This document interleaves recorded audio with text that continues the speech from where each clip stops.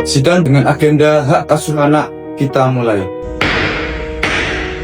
Drama domestik paling menguras emosi antara Ruben Onsu dan Sarwenda akhirnya mencapai babak akhir yang sangat dramatis, sekaligus memuaskan bagi jutaan masyarakat Indonesia. Jika selama ini kubu lawan mencoba bertahan dengan berbagai taktik pencitraan dan drama air mata, hari ini benteng mereka runtuh total, dihantam kekuatan hukum yang tak terbendung. Jadi gimana guys? Katanya Ruben sudah melaporkan balik ya untuk diambil hak asuh anaknya gitu. Nah, di sini kita harus kasih tahu nih, bapak kandung dia melakukan hal tersebut sah-sah saja, karena dia juga tidak mau hal tersebut bisa menjadi sesuatu yang menjadi kesehatan mental anaknya terganggu seperti itu. Karena yang lebih berhak adalah ayah kandungnya seperti itu ya. Sekarang gini, kalau memang kita itu masih berhubungan baik, ya berhubungan baiklah, jangan sampai merusak atau saling menghujat, saling menjelekkan atau saling ya, menjatuhkan orang gitu ya. Apalagi dia itu ayah kandung atau ibu kandung dari anak tersebut. Jadi baik-baiklah sebagai orang tua, ya enggak sih? Nah, jangan anak-anak ini merasa bahwa nanti tuh saya pilih siapa ya, saya itu siapa yang lebih sayang ya. Nah, jangan sampai kayak begitu. Hati-hati, jangan sampai menjelekkan satu sama lain, karena anak itu akan berpihak kepada orang yang menurut dia nyaman. Nah, nyamannya anak ini beda dengan nyamannya orang dewasa guys. Jadi hati-hati, harus hati-hati, oke? Ada yang cancel culture. Iya, kasihan banget. Yang tadinya followernya sampai 34 jutaan, sekarang cuma 9 jutaan. Wow, drastis ya guys. Setelah dia, siapa lagi? Ayo, ngaku.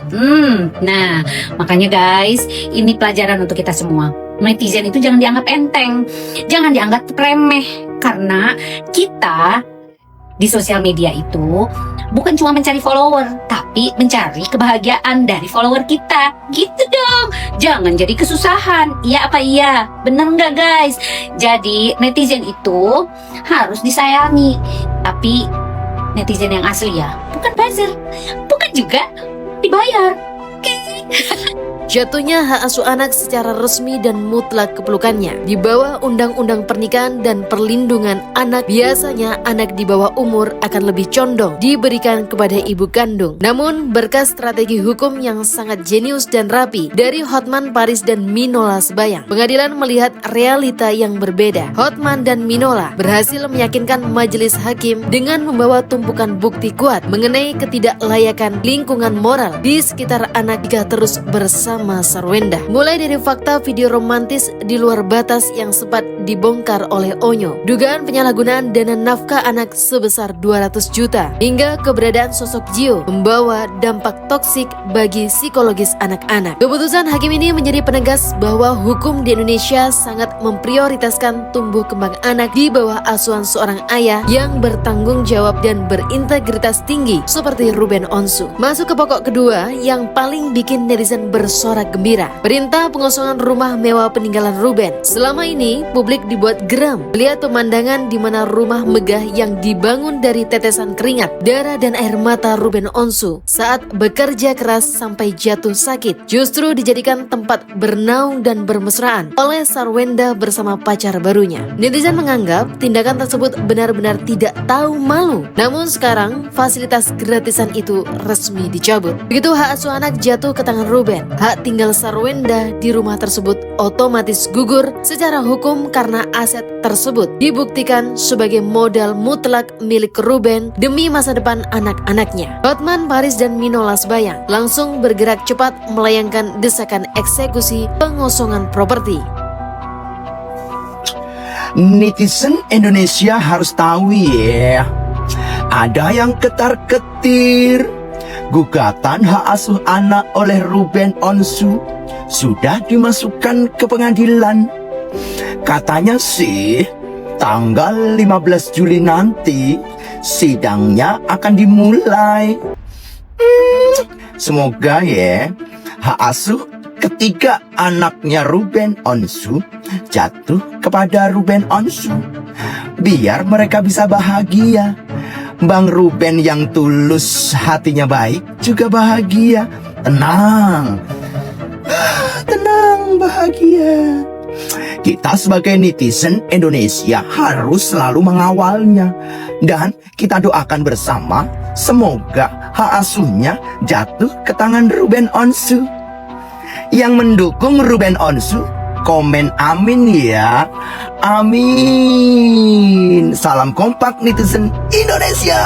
Namun ketegasan Ruben Onsu yang didukung penuh oleh Hotman Paris dan Mino Lasbayang terbukti tidak bisa digoyahkan oleh air mata buaya. Ruben memilih menutup rapat pintu maaf karena baginya keselamatan mental anak-anak dan harga dirinya sebagai kepala keluarga jauh lebih berharga daripada memberi kesempatan kepada orang yang telah mengkhianatinya. Langkah hukum ini menjadi tamparan sosial yang sangat keras. Sekali mengkhianati PR yang tulus, maka bersiaplah kehilangan segalanya. Ketika ketulusan seorang Ruben Onsu disia-siakan demi mengejar kesenangan egoistis bersama pria seperti CEO, maka akhir ceritanya adalah kehancuran reputasi, kehilangan hak asuh anak, dan terusir secara memalukan dari rumah yang bukan haknya. Gio yang kemarin diisukan bangga bisa menggeser posisi Ruben, kini harus menanggung urat malu karena dipaksa angkat koper di bawah pengawasan hukum Hotman Paris. Hubungan yang dibangun di atas luka orang lain kini terbukti berakhir tragis di tangan hukum perdata dan pidana. Ruben Onsu kini bisa bernafas segar, mengemban kembali haknya dan memulai lembaran hidup yang baru dan bersih bersama anak-anak tercintanya.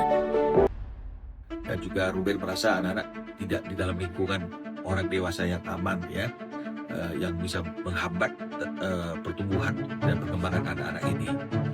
Benar, Ruben Samuel Onsu telah mengajukan gugatan ke Pengadilan Negeri Jakarta Selatan yang ditujukan kepada Sahwenda, terdaftar pada nomor register 756 PDTG 2026 PNJKTsel yang didaftarkan kemarin pada hari Rabu pukul tanggal 1 Juli 2026 dengan melalui kuasanya Dr. Mino Lasbayang SAMH.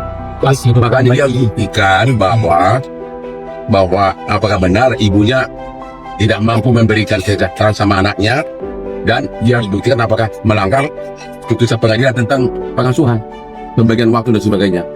Harus gugat. Kalau gua ya, wah mereka main sama aku. Kalau gua ambil aja anaknya. Sidang hak asuh anak disarankan tertutup. Kalau saya menyarankan terbuka. Karena apa? Biarkan yang ada di persidangan itu kebaikan-kebaikan yang ditimbulkan oleh kedua belah pihak bisa dilihat dan bisa dirasakan oleh masyarakat. Jadi tidak akan tertimbul pikiran-pikiran negatif, tuduhan-tuduhan negatif. Jadi kalau sidang dibuat terbuka, yang baik akan terlihat baik, ada hal-hal yang baik juga diperlihatkan dan terlihat gitu ya. Tapi seandainya ya, masih banyak sekali ya yang belum diketahui publik gitu kan, atau bahasanya itu rahasia gitu kan, atau bahasanya hal-hal yang tidak perlu publik tahu ya. Mau bagaimana lagi, mungkin ya harus tertutup gitu ya kan, biar tidak keluar gitu. Tapi kalau seandainya itu di sana itu banyak kebaikannya dari kedua belah pihak, saya sarankan terbuka ya. Kalau memang di situ tidak ada sesuatu hal yang masalahnya kekurangan atau hal-hal yang pernah terjadi, ya harusnya sih bijaknya itu terbuka aja, karena masyarakat juga pengen melihat gitu apa sih yang sebenarnya yang terjadi. Nah ini juga nanti ya orang bilang kepo, enggak, bukannya kepo, karena ini kan masalah ini kan sudah ter-up sekali di sosial media kan. Jadi permasalahan ini ya semua orang sudah tahu gitu ya. Nah, bukan salahnya orang-orang atau netizen yang mendengar gitu. Tapi pertengkaran ini sudah dibawa ke ranah publik. Jadi publik itu sudah tahu gitu kan.